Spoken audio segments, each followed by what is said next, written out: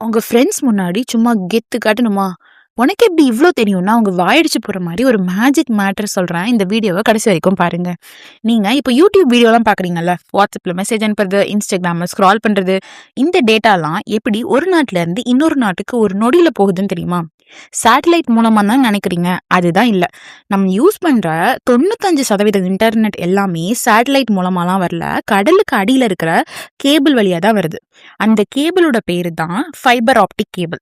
இந்த கேபிள் உலகம் முழுக்க 16,00,000 கிலோமீட்டர், அதாவது 1.5 மில்லியன் கிலோமீட்டர் அளவுக்கு கடல்ல பரவி இருக்கு. அதாவது பூமிய 35 தடவ சுத்தி வந்தா எந்த அளவுக்கு இருக்குமோ, அந்த அளவுக்கு கடலுக்கு அடியில இந்த கேபிள போட்டு வச்சிருக்காங்க. இந்த விஷயம் எத்தன பேருக்கு தெரியும்னு என்ட்ட கமெண்ட்ஸ்ல சொல்லுங்க. இந்த கேபிள் தான் இந்தியா, அமெரிக்கா, ஜப்பான், ஆஸ்திரேலியான்னு எல்லா நாட்டையுமே கனெக்ட் பண்ணிட்டு இருக்கு. சரி, இந்த கேபிள் எப்படி வேலை செய்யுதுன்னு பார்ப்போம். இதுக்கு எலக்ட்ரிசிட்டிலாம் ஒண்ணும் தேவைப்படாது. அதுக்கு பதிலா லைட் தேவைப்படும். ஆமா, லைட், அதாவது லேசர் லைட். லேசர் லைட் மூலமா தான் இது வேலை செய்யுது. இந்த லைட் ஒரு வினாடிக்கு லட்சக்கணக்கான தகவல்களை எடுத்துட்டு போகுது.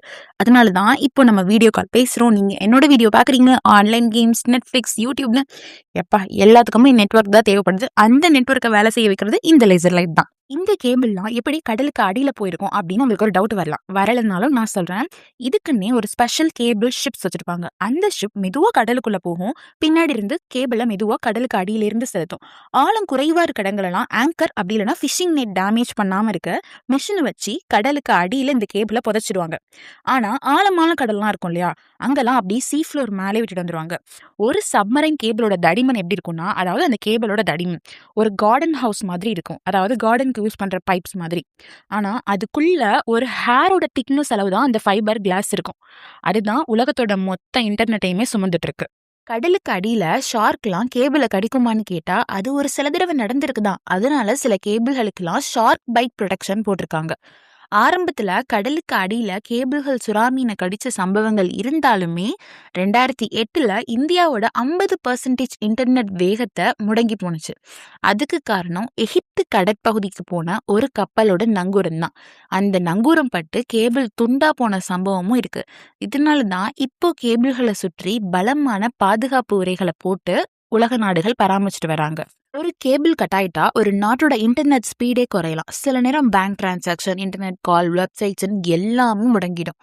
இந்த கேபிள் எங்க போய் முடியுதுன்றதையும் பார்ப்போம். கடலுக்கு அடியில ஆயிரக்கணக்கான கிலோமீட்டர் பயணம் செய்யற இந்த ஃபைபர் ஆப்டிக் கேபிள் கடற்கரை ஓரத்துல கேபிள் லேண்டிங் ஸ்டேஷன், அதாவது CLS அப்படின்ற மையங்கள்ல தான் போய் முடியுது. இந்தியாவில் இந்த ஸ்டேஷன் எங்க இருக்குன்னா, சென்னை, மும்பை, கொச்சி, தூத்துக்குடி போன்ற இந்த கடலோர நகரங்கள்ல தான் இந்த லேண்டிங் ஸ்டேஷன்லாம் அமைச்சு வச்சிருக்காங்க. இந்த மாதிரி கடல் பக்கம் இருக்க CLS ஸ்டேஷன்ல தான் கடலுக்கு அடியிலிருந்து வர்ற அந்த கேபிள் தரையில இருக்க நெட்வொர்க்கோட இணைப்பாங்க.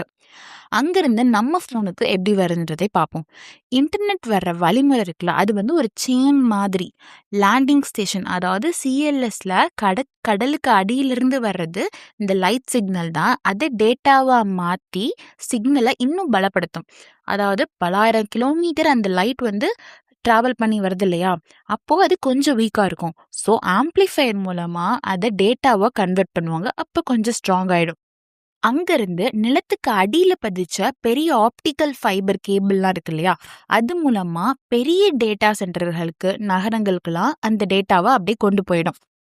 ஏர்டெல், ஜியோ, BSNL அது மாதிரி இன்டர்நெட் சேவை நிறுவனங்கள் எல்லாமே இந்த டேட்டாவை CLS ஸ்டேஷன்ல இருந்து தரைவழி டெரஸ்ட்ரியல் நெட்வொர்க் மூலமா தங்களோட மொபைல் டவர்களுக்கு கொண்டு வராங்க. அப்புறம் தெருக்கல்ல இருக்கிற கேபிள் வழியாவும் கொண்டு வராங்க. இப்போ இந்த கேபிளை தயாரிச்சு அதை பதிக்கிற நிறுவனங்கள் பத்தி பார்ப்போம். இது அமெரிக்கால இருக்க சப்காம்ன்ற நிறுவனம் தயாரிக்கிறாங்க. அப்புறம் அலஸ்டெல் சப்மரைன் நெட்வொர்க். வெளிநாட்டுல சொல்ற சரி, அப்ப உள்நாட்டுல இல்லையான்னு கேட்டா இருக்கு. இந்திய நிறுவனங்களான டாடா கம்யூனிகேஷன் உலக அளவுல இதை மிகப்பெரிய சப்மரைன் கேபிள் நெட்வொர்க்கா வச்சிருக்காங்க. இதுக்கப்புறம் ரிலையன்ஸ், ஜியோ அவங்கெல்லாம் IEXன்ற பேர்ல இந்த கேபிளை நடத்திட்டு வராங்க. இதுக்கப்புறம் பாரதி ஏர்டெல் இவங்க எல்லாமே மிக முக்கிய இடத்துல இருக்காங்க. இதுக்கு எவ்வளோ செலவாகும் அப்படின்னு கேட்டா, ஒரு சர்வதேச சப்மரைன் கேபிள் திட்டத்தை உருவாக்குறதுக்கு சராசரியா $300 மில்லியன் $1 பில்லியன் வரைக்கும் செலவாகலாம்.